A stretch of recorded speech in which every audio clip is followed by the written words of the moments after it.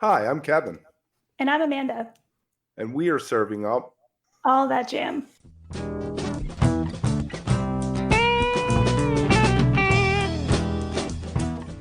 A lighthearted look at the weekend jam bands. Where we break down the jam scene's biggest stories, Talk new bands. upcoming tours, And show reviews. A little laughing, some hot takes, and an always positive message for the community. Week of October 2nd, 2023, DJ Williams.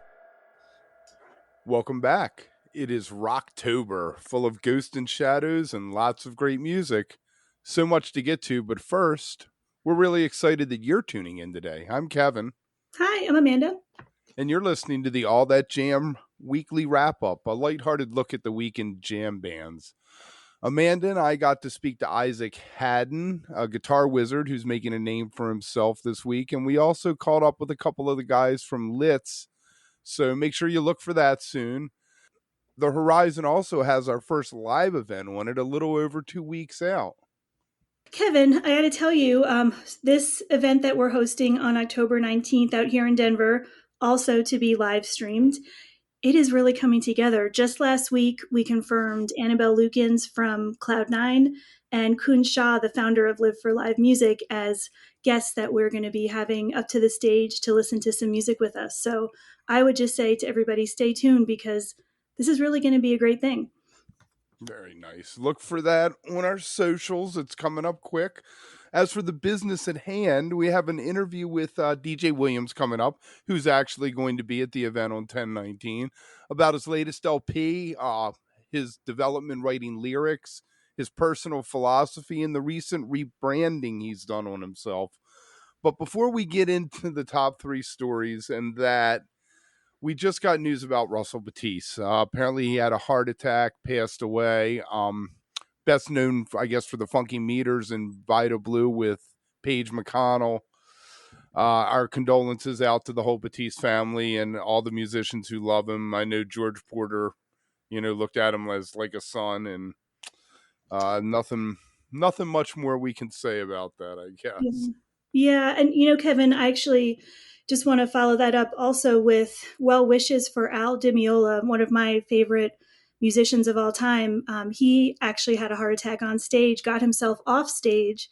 This is overseas and is in stable condition. This was in Romania just a couple of days ago. So, enjoy your days, everybody, because, things You happen. never know. Yeah, exactly. Wow. So that one On just stage. yeah. I guess that's the way to go, huh? Yeah. Well, I think, everybody was curious, but it wasn't until later, of course, they really knew what was going on. But he's in the hospital and expected to make a good recovery. Well, there you go. So how was your week? Kevin, I had a little bit of a quieter week this past week, although I was having, my recovery mode and good memories from the Daniel Donato shows. My thoughts, other than the October event we just talked about, are now turning to things like Strings and Soul, which is now just about 2 months out. So lots of good stuff coming up. How about you? Nice. I went and saw Bobby at Pier 6 with the Wolf Brothers and the Wolf Pack, I guess, with the strings and the horns of the Wolf Pack, and it was fantastic. There was some trouble getting in, real slow. And I don't know what that was about because every other show there this summer, it's been no problem walking in. So who knows what happened there. But Bobby was in great form. It was the last show of the tour, so they were well lubed up. I think the best part for me was the Orioles clinched the American League during halftime, and you could see the fireworks across the harbor, and everyone cheered, and we did a Let's Go O's chant. Apparently the band was backstage, and, they were paying attention, letting everybody, enjoy the moment there. And then they came out and did the winners, which whether it was a nod to the Orioles or not, you never know, but you got to think, hey, why not? So that was fantastic. Yes. I was going to ask you, are you planning on checking any of this Fish fall tour coming up? Currently, I don't have any plans for that other than, of course, some couch tour, hopefully as much of that as possible. I'm really excited for it. I know that a lot of people are going to be making their way over. And actually, I will give a shout out to Christy, the founder, editor of Surrender to the Flow.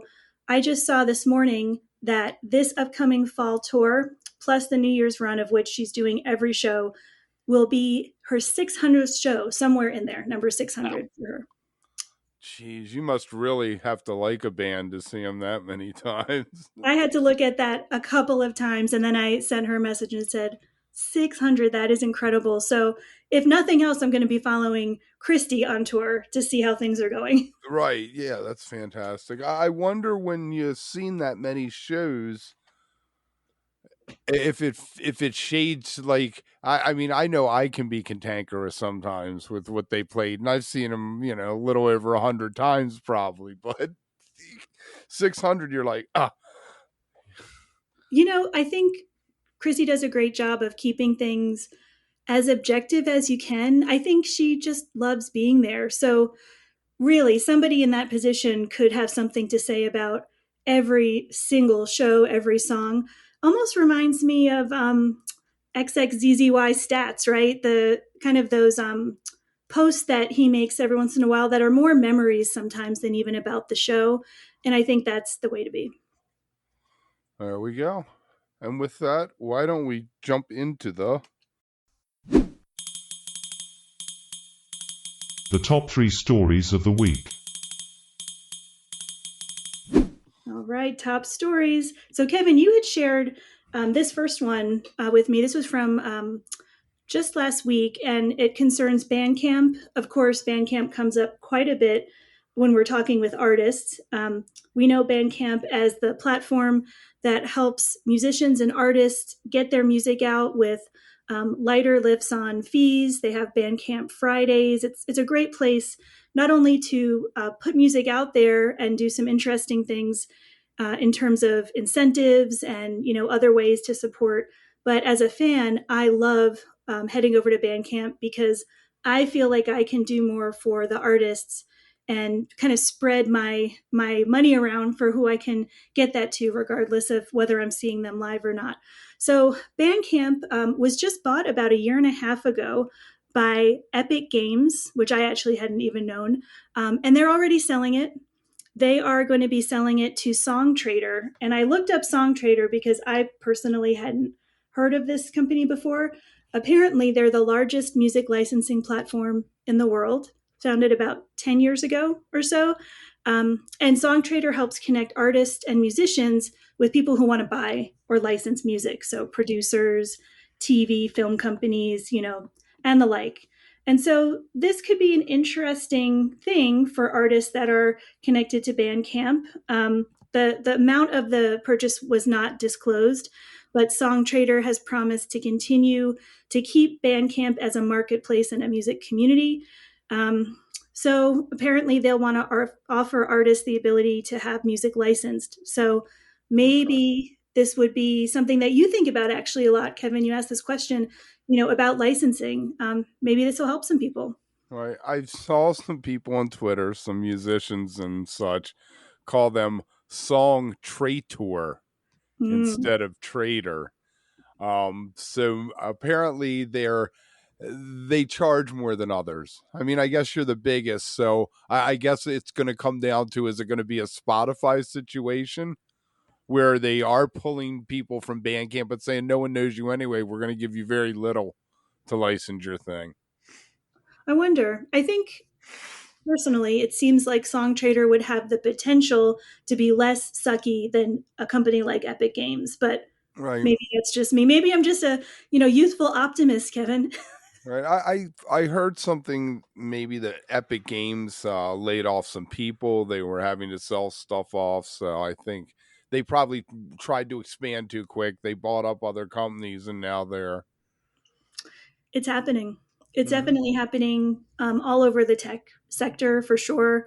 And I'm sure in other markets too. But yeah, something like 900 employees were let go recently. And, you got to think about that. And actually, that was just about 20% of their total workforce. So that's not insignificant.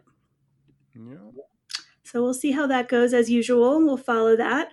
Another story that I wanted to share is about Robert Randolph. Now, Kevin, I don't know how familiar you are with his music, but I first saw Robert Randolph, who's a Jersey guy, in 2002 when he did a co-bill with Railroad Earth, actually. And it was a really great show. And so from that point on, I've kind of been following his career.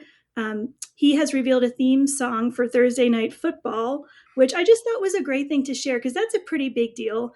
Um, but what I thought was the coolest about it is the song is called Ain't Nothing Wrong with That. And it's a newer version of one of his classics that was released on a 2006 LP. So I just love the fact that the show's going to have this song that a lot of us have known for a really long time. And a lot more people are going to get to hear it now. Very nice. And does it run? I guess they run once, or Gosh, you know what? I do not know because I don't like football. well, I feel like Thursday night I heard somebody else talking about another person doing the song. So Mhm. maybe they every week they're giving an artist a new chance. Oh, maybe. Yeah, the article that I saw didn't mention that, but I definitely could see that, and that would be actually a cool thing to do. Is just give as many people that chance. So I first came across Rob Hurt when he did the tour with The Word with Medeski and North Mississippi All Stars, and that's where I became a convert. Yeah, he's great, and his social media feed is really great too. Very active. He's a good dude, and so it's nice to see, um, people that I've followed, especially for this long, just getting some interesting opportunities. It's a fascinating story about him and his church, and the church not wanting him to be able to play at night, and him having to grapple with, do I go out and share my gift with the world, or. Oh yeah. I think there's a lot of story. We're gonna have to actually try to have him on the show. I would love for him to talk a little bit about that, and now this many years later, what that really meant, in the long term. Right, looking back on it, yeah, that would be fascinating. Yeah. So good news out there for Robert Randolph. Has always worked super hard, and excited for that. And then this last story this week is just a fun one. Um, if you've ever wished that you could maybe reshape some classic Dead tracks, there's a website for that. And some of you may have actually already seen this. About a year ago, there was kind of a release on the Dead site that is a virtual mixing. Let me start that over. Around a year ago, the Dead site added a virtual mixing desk that lets you mix the Fame Jam that I can't say it, Kevin. Hold on. Oh, Take it shit. from the top. All right. I'm starting over. All right, Kevin, our third story this week is a little bit of a look back, but wanted to just update everyone on something fun and light because, as we know, there's always a lot of things going on. You may have remembered that about a year ago on the Dead's website, they added something called Playing in the Band. And what this is was a mixing desk virtual, and it lets you decide through faders, as well as mute and solo buttons, how much you want to hear of someone, right, in that band or not. And they had done this with a bunch of different shows, but now they've added 5 Wake of the Flood tracks. So something that I think if you have a couple minutes and you're interested, or maybe you're just trying not to do any work for the next hour, you can totally kind of jump in there. Had you seen this before, Kevin? When you pointed it out to me last year, I did, but I didn't realize. I guess it's in conjunction with the 50th anniversary reissue of Wake of the Flood. Now, is Eyes of the World one of the songs? Yeah, it is. Because Phil's bass line in that is one of my favorite studio film moments. So that would be cool. Just to even pop that out and just listen to the bass line through it. Oh, absolutely. And it's really, really awesome to do that and to do that at that level of quality of the audio too. Because, those are things that you could throw a track into a DAW or something and try to isolate, but it's so hard to do that. So now we kind of have that opportunity. And so for anyone who plays music, that's actually a really cool way to learn a solo because you can isolate all of those different pieces of it. So pretty fun. So if you're interested, head on over. And actually, there's a pretty cool video that kind of gets into this a little bit on YouTube. So if you just search for Dead's remix, you'll probably find that too. All right, Kevin. So I know we have a really great interview this week. One of my all-time favorite artists. I do say that a lot, but I really mean it every single time I say it. DJ Williams. I've been following him, of course, since the early days with Carl Denson's Tiny Universe, but he's really done so many things. As you mentioned at the top of the show, DJ has, over the last year or so, maybe even a little longer, been on this journey to really determine, I think, what that next step might be for him in his career. And we are starting to see the benefits of all that thinking and the work that he puts in. Such a hardworking artist. So you had a chance to sit down with him. And I think the first thing that you're getting into is a new LP, as well as some conversation about lyrics and his music. So why don't we take a listen to that?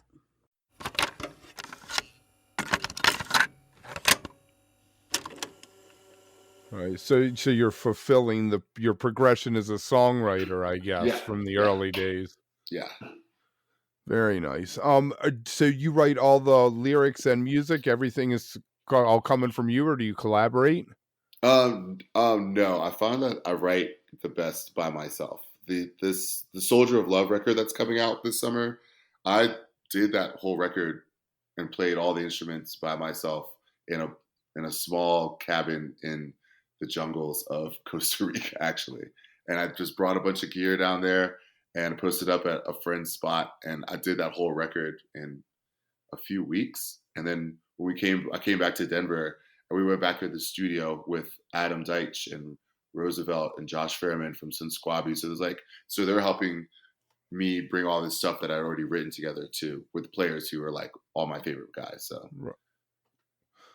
so Trey, can you trace your lyrical development from the early days when you started writing and to what you're doing now? Do you feel your growth is, or how it's changed? The lyric writing has never been a strong suit of mine, and it's something I've always wanted to change. But this record is the first time I've sat down with a journal of just little pieces of ideas that would come to me. But it's also about my life. I'm getting very personal about writing about me and my personal journey in life and my love life and like my heartaches and my triumphs. Like that's all in this record. I've never done that before. Before it's always kind of been like, oh, what rhymes with hurt? Like, right. That would be the next line. And like that was like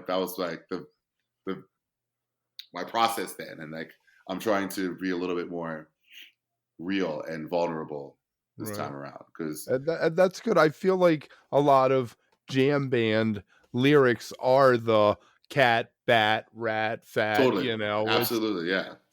And it discounts, sometimes it takes away from me. I like a story plus a parable, not just a parable, Exactly. So that's I've never really dove into that. So this is my first time really paying attention to what I'm saying. It's exciting. Using my platform to, be real, be expressive, and maybe evoke some of that emotion in somebody else. Exactly. So when you obviously when you tour with Carl, it's a big bus, I'm assuming. You guys get the whole thing working? Not all the time. It's all over the place. It's sometimes we're on Carl's not really doing long tours anymore. Like we don't 2 weeks at the most. And if we have a tour like 60 that, something, right? He's 66. 66, yeah. Looks younger than all of us. I can see it. It's down the road a little, but I can see it. Yeah. That's crazy. So do you like that? Would you rather get on? Some bands tell me they'd rather be on the road for 3-4 weeks at a time. Other bands are like, I'd rather not do shows at all. I wish I could just do stairs. Yeah, I love being on the road. Like I actually thrive on tour. I do. Like I love the travel. I love the grit and the grind. Like it's never bothered me. And so I'm my best self when I'm on tour. And it's usually when I'm home for longer than 2 weeks or 3 weeks, I get really antsy and like I can't fidgety and I can't. Yeah. Right. Mike Dillon was saying, 500 miles, no problem. Yeah, exactly. Yeah, I'll do it. I'll get in my car right now. I love that. I love it. Okay, let's look into a little bit about, do you have a philosophy about music?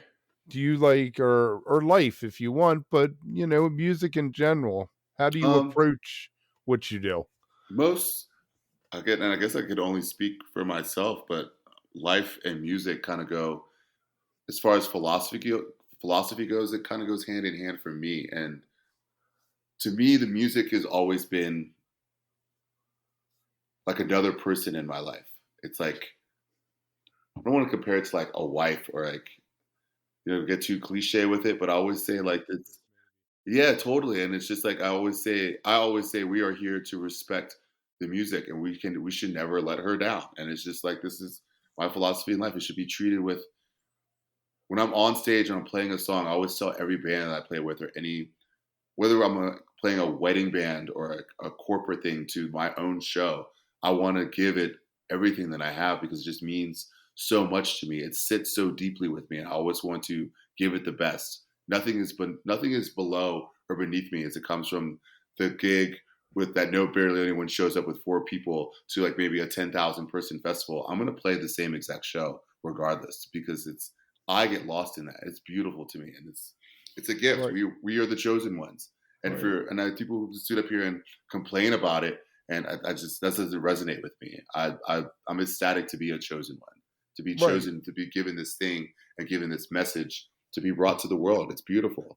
Of all the things that you can do in the world, what else? I don't want to do anything else. Yeah, I hear you. I hear Yeah, you. man. So let me ask you: when you're on stage, and I've heard bands say sometimes musicians they go and they want to listen back and they want to critique what they did right away, and other times people say I wait a little bit. Where do you fall on that, or do you not listen at all once you've done a performance? It's just I behind do you. both. I do it. I'm obsessed. I don't listen to like a lot of live performances, but I digest and I kind of go over in my head and I make little notes about I could do better here. I can't turn the critic off in my head. That critic has just become a lot nicer to myself than over the years than it was in the past. I hear you. I hear Yeah. you with that.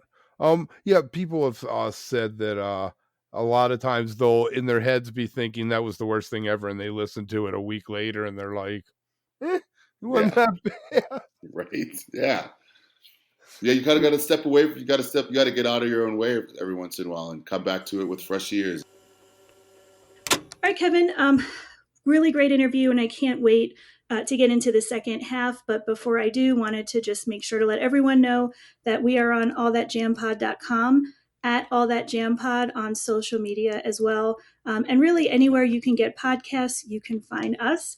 And I would say, if you're not searching for a particular episode, if you just type in All That Jam Pod and Apple or Spotify, you can see that full list of everyone that we've talked to, all the various episodes. And Kevin, you told me last week we're at about 100 individual interviews, if not maybe a little bit more at this point. Over 100 individual interviews, and today was 250 on episodes. That is incredible. So plenty there. And so much of it is a quick listen that you can pop on really anytime. So definitely check that out wherever you can. Like, subscribe, give us a review. We'd really appreciate it. And also, we've been doing those the full uncut interviews, throwing them up on YouTube. Alan Evans, I put up yesterday, but you have to go to the YouTube channel for that one. But as Amanda was saying, we every day we have something, and this week is no different. Tomorrow on Tuesday we have Drew Becker, who is the sound engineer for the infamous String Dusters, on something he has called Lily Pad. You got a little bit more about that, Amanda? LilyPad is a device that Drew's actually been working on for a couple of years, and it utilizes some really interesting technology. I don't want to give anything away, but it solves some big problems for bands who are trying to let individual artists kind of mix and kind of handle their own audio in a way that doesn't degrade the music or cause any other additional issues. And it's being used across a ton of different genres. So it's really cool. Amazing. Super excited to hear about that. Yeah, it's fascinating. On Wednesday we got Bob Braylove about working with Vince Welnick, and we get all the insight on that and how much he loved working with Vince. It's fascinating stuff there. Thursday, we got Psychedelic Porn Crumpets back. Jack McEwen about the studio versus live and about improvisation. Dwayne Betts is on Friday about his latest. That is not right, Kev. Hold on. All right. On Saturday, we got to talk to Barry the Fish Melton about Country Joe and the Fish. He is the fish in Country Joe and the Fish. And then on Sunday, we got Manny Sanchez from Groove Session on songwriting and how they keep it a family affair with their dad and his brother contributing to the songwriting duties there. Now, this last second part of DJ Williams we got into, he's done some rebranding. He's recently left Carl Denson's Tiny Universe. He dropped the Shots Fired band name that he had. I don't think he's using it. And then the other was the DJ Williams Project. They were basically an East Coast, West Coast thing. And he talks a little bit about that. And he's just, I found him very focused and spiritual about the whole thing. And he could see the whole journey. And it really was a neat thing. So let's check that out. Does it really does? She's still up there screaming. So how about what happened during your COVID? Did you come out on the other side feeling like you had grown, that there was growth there and you embraced it? Yeah, that was a really dark time for me, actually. In the beginning, it was awesome. Like, I was here in Denver and I was living by myself, and I'd never been home for longer than 3 weeks in almost a decade. So I was enjoying every bit of it. Like, I was getting a little bit of money from the government, and I was like looking at it, I was like, we really enjoy this, but I didn't realize that was before we realized that this is going to be a lot longer than a few weeks. And then things got really dark for me. Like, I got heavily into drugs and alcohol, and really, because I felt like I lost my identity. Like, this thing that I had been doing, that was not just my career, but it was my identity. And so my identity was taken away from me. And I got to a point where I hit like a really dark depression, and I was not in a good way.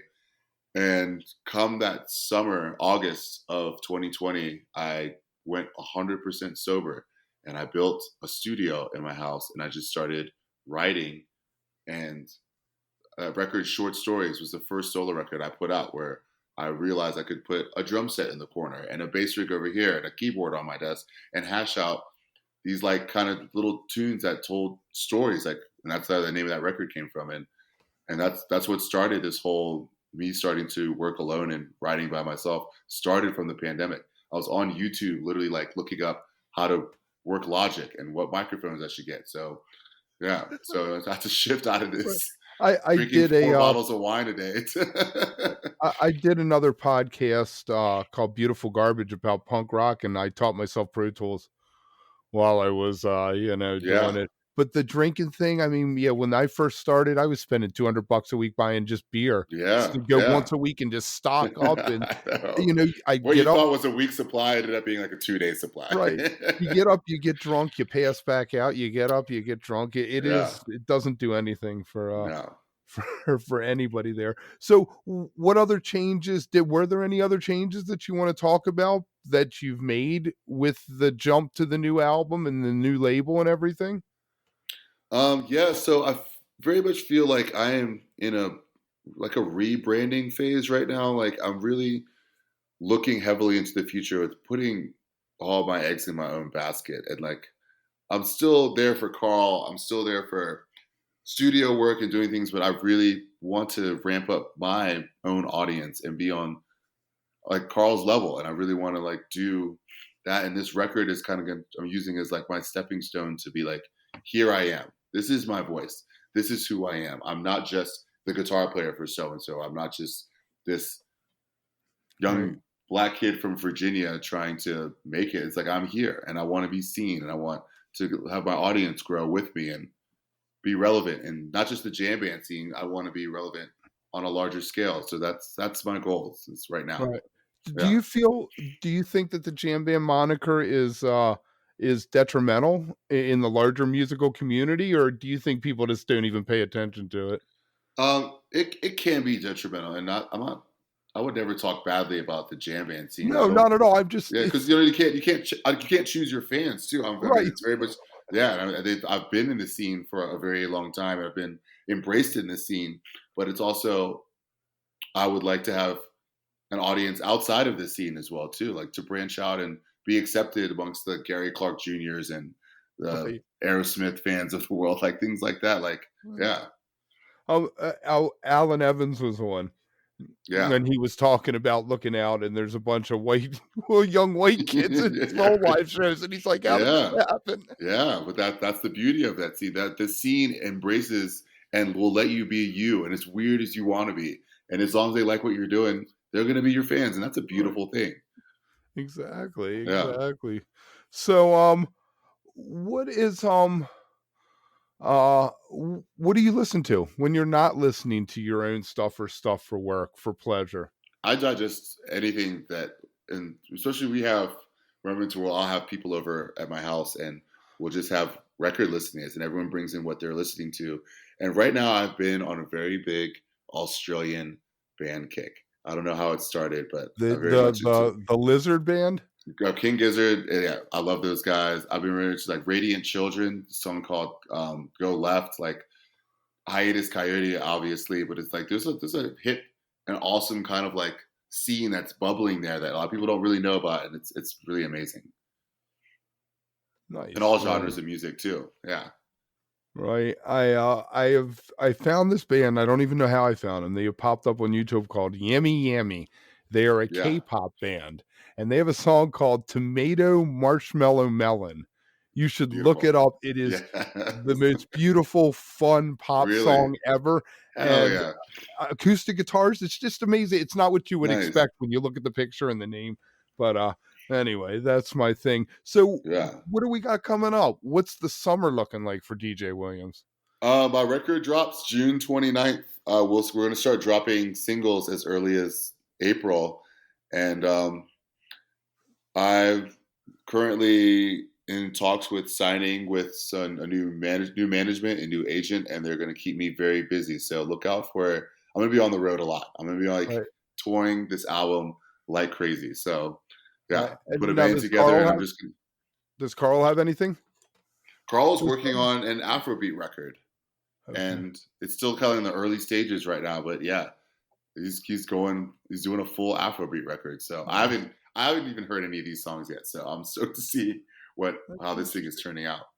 Right. Tiny Universe, the first album, I guess, had a little bit of that kind of It thing did, going yeah. on. The elephants and like Rich Man's Welfare for You sure. know, my favorite was always him doing Payback. It was always a Yeah, little bit scary. I was like, good for you. yeah, man. He used to play the 8x10 in the Funk Box too with Tiny Universe and Yeah, like yeah. I Wilmer's definitely, I've, Park. yep. Are you That from was great. Baltimore Yeah, I originally? live in Sykesville. Nice. You Yeah. know, That most of my area with life. 8x10, that's like what Federal Hills, what it's called. Yeah, Federal Hill, yeah. Yeah, Yeah, I lived down there. The problem was I had a wife who was pregnant, and then she had the kid, and she's like, "You can't come home at 4 in the morning." So yeah. Right. that was the end of my nightclub Oh days. man, yeah, that'll do Eh, it. you got to do what you got to do. Absolutely, Um, man. Kevin, I'm so glad that DJ was on the show. And as he is based at least part time here in Denver, I know he spends a lot of time in Richmond, also where he's from. I get the chance to see him sitting in with a lot of local musicians at venues around here. And I am just so grateful that he's going to be a part of our event on October 19th. He's going to add so much to that. And I know we're going to have a good time. So I feel like this was a great prelude to that. Coming out of that interview, I do have some listener participation information for us this week. So, Kevin, you had been chatting, as well as many other people, about, I'll call it the situation around Fish's pre sale last week. Do you want to say anything? Charity, our girl Charity Platinum. Yes. That's right. So, Kevin, do you want to share, your thoughts on everything that went down just from what you've seen and and kind of experienced? Or All right. Apparently, when the tickets went on sale for Madison Square Garden for Fish New Year's, all of a sudden, any seat that you had a good sight line was listed as Charity Platinum, with the money going to some charity, the extra money, but it tripled the price of the tickets in some cases. And you were paying $400 for an obstructed view behind the stage per ticket. And everybody got very upset about that. And it was the whole thing we've been through with, does the band know? I mean, we've been down that road before. Yes, the band knows how much money they're getting paid. They know that the money has to be made somehow. So there it goes. But I really feel like Fish is underpriced. They probably should have started at $250 for those tickets and made it more equitable for everybody trying to get them, instead of having to bust up the price that much on Mhm. certain seats. Yeah, I'm in that camp, I think, to a certain degree. I think that as longtime Fish fans, we have actually been very spoiled in the big picture to be seeing a band that has this much of a consistent long-term draw for the prices that we have. And I just only say that, putting that into context of the other bands out there that have been touring consistently for 20, 30 plus years. We haven't seen that level of ticket prices, generally speaking. But hearing from people online about this whole charity platinum situation, which, by the way, when you said it, for some reason, for a half a second, I thought that was someone's handle. If it's not, somebody should get that handle on some. She should be a Bond girl. I'm telling you, it totally took me somewhere. Anyway, that's just me. I think that it's the surprise factor and the fact that I definitely saw posts from people who ended up in that situation and were just, how it goes. You're just clicking, you're mashing buttons, just trying to complete the purchase, like you don't want to lose whatever it is you have in your cart. And then afterward, when they actually had a second to breathe, realized how much they had paid for the ticket. So yeah, it's definitely on us as consumers to be aware, but it's a land grab at that time, right? To try to get anything. And it causes people to panic. Mm-hmm. It's really simple psychology, and people just are, Yeah. I feel like it seems like there are always tickets that are close to face value. It's, as it gets closer to shows, even a New Year's show. Mm-hmm. That's true. And I guess, and maybe I've missed this because I know I don't see everything that comes out. The proceeds from the sale of those charity platinum seats will go to Waterwheel, other charities. But I guess the question on a lot of people's minds is, how much is that? I think if there were maybe some more upfront information, even if it's the same thing that the band has had to say 5 times, with every tour, I think that would help people actually feel a lot better about this. Don't shoot me if I say the wrong persons. I believe it was Olivia Rodriguez. Someone was saying that they had charity platinum tickets, and the money, it said, went to the Olivia Rodriguez charity fund, which didn't exist anywhere but on this, as a name on this Ticketmaster website. Oh, God. Okay, well, I guess the plot thickens. We'll have to wait and see. We'll have to see where. It would be great Yeah. if it went to Mockingbird. Yeah, I mean, there's so many really fantastic organizations out there that can put that money to good use, because that's also really important. We can give donations to so many different charities or nonprofits, but what are they actually going to do with that money? And Fish is lucky. There's so many fantastic organizations in their, I was going to say sphere, but maybe I shouldn't say that word right now, in their orbit. That I think knowing that would be actually a net benefit for a lot of people. But what it did is it got me thinking, in people's opinions, is it even worth it to try to attempt pre-sale anymore? And I put up a picture on some of my social feeds, which was not mine, of someone who was something like 18,000th place in the queue. And it made me wonder, why do we do this? Is it something that we feel compelled to do? And so, like you would expect, Kevin, completely split down the line of whether it's worthwhile to go for this, either lottery, pre-sale, whatever you want to call it, versus waiting with the knowledge that most likely tickets will be available, or maybe you've got another channel you can go through. And so I just wanted to share some of the responses I got to that very general question. Let's see. So Handle at Darth's Garden said, no, no, and no to pre-sale. Between the stress, the time, and disappointment, I'll just pay a bit extra or not on the secondary market. Can't do worse. So I love the wording on that, Kevin. Can't be worse. I mean, I guess the worst is that you don't get a ticket. That would Right. be the worst. But, most likely, if you really Or want people who are priced out. Mhm. People get priced out at some point. And it's also a matter of luck and just timing. Sometimes if you're trying to get something. Let's see. So someone else, Chuck Hambleton, was saying this year may have been a fluke. I think people have generally tired on New Year's Eve. For Halloween or a super small venue, it still makes a lot of sense to get an extra shot at a ticket. So I thought that was kind of an interesting perspective that context matters. What do you want? Is New Year's really the thing you're going to put all your hopes up for? And then let's see here. I'll just read one more. This is from Marcy Dagan. She said, hubby and I are seat people, so we always try the lottery and we get what we get. As long as we're inside the venue, we'll make it work. But we couldn't get any tickets for Halloween last time, and the Ticketmaster sale totally sucked. So we just did the secondary market, and it was great. We picked our price and seats. It didn't feel like a crapshoot with the dread that we wouldn't get tickets. And then she ended by saying something that we all know and love, still miss the paper tickets that we used to get. So, a lot of us are still living in those days too.